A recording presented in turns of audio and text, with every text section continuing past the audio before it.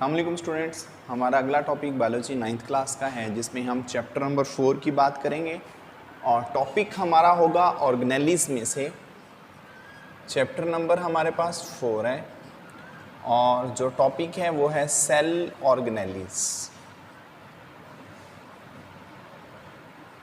Cell organelles में हमारे पास जो पहली स्ट्रक्चर है, सबसे पहले तो हमें ये पता होना चाहिए ऑर्गेनेलिज के the subcellular structure of cell, the subcellular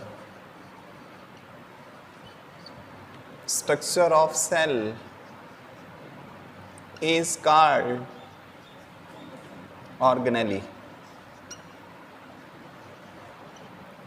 सब सेलुलर स्ट्रक्चर यानी कि सेल से भी कुछ छोटी चीज़ें होती हैं लेकिन वो इनसाइड सेल होती हैं, हम उन्हें नाम देते हैं किनका? ऑर्गेनेलिज का। अब ये जो हर एक ऑर्गेनेली होती है ये स्पेसिफिक है। ये स्पेसिफिक किस वजह से है? क्योंकि हर एक ऑर्गेनेली उसकी जो शेप है वो स्पेसिफिक है और उसके जो फंक्शंस हैं वो स्पेसिफिक है। हर ऑर्गेनेली स्पेसिफिक होती है अपनी शेप की वजह से और अपने फंक्शंस की वजह से। तो हमारे पास जो सबसे पहली ऑर्गेनेली है वो हमारे पास है nucleus. What is nucleus? Nucleus is the brain of cell. Nucleus is the brain of cell, यानी कि जो सेल है उसका भी एक ब्रेन होता है। सेल का जो ब्रेन है वो न्यूक्लियस होता है। क्यों इसे न्यूक्लियस को सेल का ब्रेन कहा जाता है? क्योंकि सेल के अंदर जितनी भी एक्टिविटीज़ हैं, सेल एक्टिविटीज़, वो सारी की सारी एक्टिविटीज़ कौन परफॉर्म करता है? वो बेसिकली न्यूक्लियस परफॉर्म करता है। किस तरह से? सपोज दैट सेल के अंदर माइटोसिस का अमल होना होता है, वो ये परफॉर्म करेगा। सेल मूवमेंट है, यानी कि सेल के अंदर जो मटेरियल होता है वो एक जगह से दूसरी जगह जा रहा है, उसकी मूवमेंट को कंट्रोल करना है। इसके बाद सेल स्ट्रक्चर को मेंटेन करना। सेल का जो स्ट्रक्चर होता है उस स्ट्रक्चर को मेंटेन करने का काम किसका होता है? ये न्यूक्लियस का होता है। ठीक है। अब जो न्यूक्लियस है, इस न्यूक्लियस की प्रेजेंस और एब्सेंस की वजह से हमारे पास ऑर्गेनिजम्स दो तरह के होते हैं।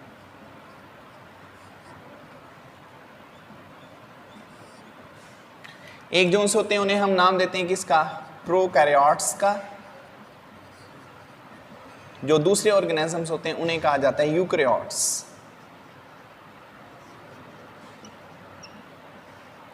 ये हमारे पास दो तरह के ऑर्गेनिजम्स हैं, एक प्रोकैरियोट्स होते हैं और एक यूकैरियोट्स होते हैं।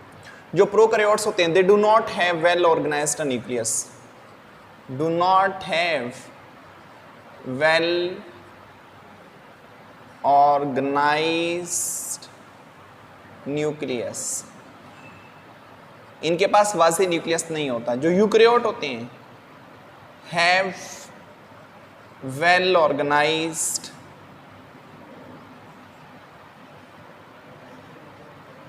न्यूक्लियस, इनके पास वाज़े न्यूक्लियस मौजूद होता है। ठीक है। तो ये दो तरह के सेल हो गए, इनके अंदर वाज़े न्यूक्लियस नहीं होता। तो अगर हम इनकी एग्जाम्पल ले लें तो इनकी जो एग्जाम्पल है वो बैक्टीरिया, और इसकी एग्जाम्पल ले लें तो हमारे पास प्लांट सेल आ जाएंगे, एनिमल सेल आ जाएंगे। न्यूक्लियस इसके कंपोनेंट्स होते हैं।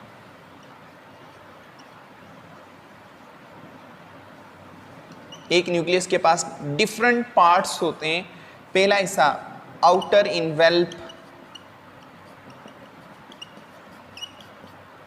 दूसरा हिस्सा न्यूक्लियोप्लाज्म, थर्ड न्यूक्लियोलस। जो न्यूक्लियर इनवेल्प है इसे न्यूक्लियर मेम्ब्रेन भी कहते हैं। न्यूक्लियोप्लाज्म ये एक फ्लूइड होता है, न्यूक्लियोलस ये एक ऑर्गेनेली है, जिस ऑर्गेनेली में जो राइबोसोम्स होते हैं उनको प्रिपेयर किया जाता है और यहीं पर स्टोर किया जा रहा होता है। ठीक है।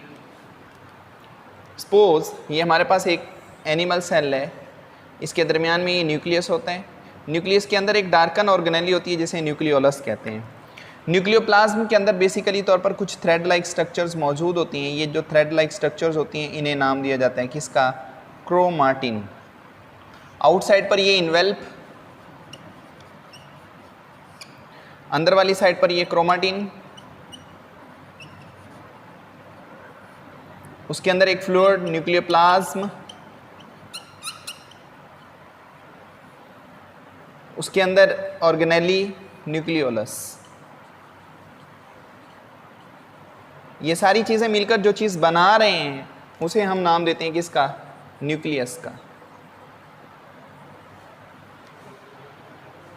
अभी ये क्रोमाटिन मटेरियल क्या होता है? जब सेल तकसीम नहीं हो रहा होता, बिफोर सेल डिवीजन, सेल के अंदर जो जेनेटिक मटेरियल होता है, जैसे आप डीएनए का नाम दे रहे होते हैं, वो बेसिकली तौर पर जिस कंडेंसेशन में मौजूद होते हैं उसे क्रोमाटिन कहते हैं। The highly disperse state of DNA material is called chromatin. जब सेल डिवीजन स्टार्ट हो जाती है, यही क्रोमाटिन मटेरियल वेल पैक्ड एक थ्रेड लाइक स्ट्रक्चर बनाता है। वेल पैक्ड थ्रेड लाइक एक स्ट्रक्चर बनाता है। वो जो थ्रेड लाइक एक स्ट्रक्चर होता है, वेल पैक्ड होता है, हम उसको नाम देते हैं किसका? क्रोमोसोम्स। क्रोमोसोम जिसकी कुछ डायग्राम ऐसी होती है, जबकि जो क्रोमाटिन होता है वो कुछ इस मानद होता है। तो ये वाली जो स्ट्रक्चर होती है क्रोमोसोम्स, ये कब अपीयर हो रहे होते हैं? जब सेल डिवीजन स्टार्ट हो जाती है, ड्यूरिंग दी सेल डिवीजन, ये तब हमें क्रोमोसोम्स दिखाई देते हैं। अदरवाइज उससे पहले ये क्रोमाटिन मटेरियल में मौजूद होते हैं। अब हमारे पास जो प्लांट सेल होते हैं, इन प्लांट सेल्स की बात कर लें तो प्लांट के जो सेल्स हैं, इन सेल में न्यूक्लियस जो सा होता है वो एक कॉर्नर में लगा हुआ होता है। एक साइड पर उसे पुश कर दिया जाता है, वो पुश कर दिया जाता है एक साइड पर। ऐसा क्यों होता है? क्योंकि असल में दरमियान के अंदर एक बड़ी सारी ऑर्गेनेली होती है। सपोज दैट ये न्यूक्लियस आ गया, ये बड़ी सारी ऑर्गेनेली है जिस ऑर्गेनेली को वैक्यूल कहा जा रहा है। तो प्लांट सेल में न्यूक्लियस इनका एक साइड पर पुश हो जाता है, जिसकी वजह क्या है? ये वैक्यूल, बड़ा सारा एक वैक्यूल होता है, आउटसाइड पर ये प्लाज्मा मेम्ब्रेन होती है। तो ये वैक्यूल जो सा होता है ये न्यूक्लियस को धक्का लगाता है और एक साइड पर पुश कर देता है। ठीक है जी। तो ये हमारे पास असल में क्या है? सेल का एक ब्रेन होता है जिसे हम नाम देते हैं न्यूक्लियोलस का, न्यूक्लियस का। तो न्यूक्लियस के अंदर ये डिफरेंट स्ट्रक्चर्स होती हैं। इस न्यूक्लियस का फंक्शन क्या है? जितनी भी सेल की एक्टिविटीज़ होती हैं उन सभी को कंट्रोल करने का इसी का ही काम होता है।